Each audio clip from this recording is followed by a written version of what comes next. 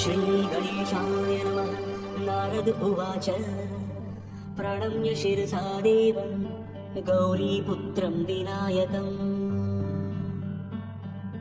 भक्तावासं स्मरिन् नित्यं आयुः कामार्थसिद्धये।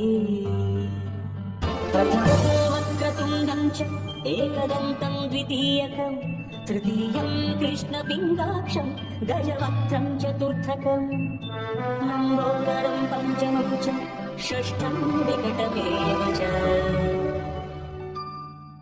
सप्तमं विघ्नराजेन्द्रं धूम्रवर्णं तथाष्टमम्।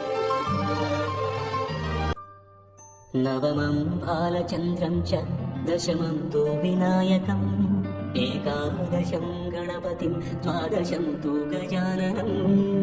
द्वादशैतानि नामानि त्रिसन्ध्यं यः पठेन्नरः न च विघ्नभयं तस्य सर्वसिद्धिकरं प्रभो। विद्यार्थी लभते विद्याम् धनार्थी लभते धनम् पुत्रार्थी लभते पुत्रान् मोक्षार्थी लभते गतिम्। जपेत् गणपतिस्तोत्रं षड्भिर्मासैः फलं लभे संवत्सरेण सिद्धिं च लभते नात्र संशयः। अष्टभ्यो ब्राह्मणेभ्यश्च लिखित्वा यः समर्पयेत्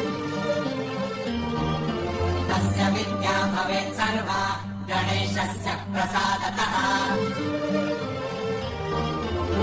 इति श्रीनारदपुराणे सङ्कष्टनाशनम् नाम श्रीगणपतिस्तोत्रम् सम्पूर्णम्।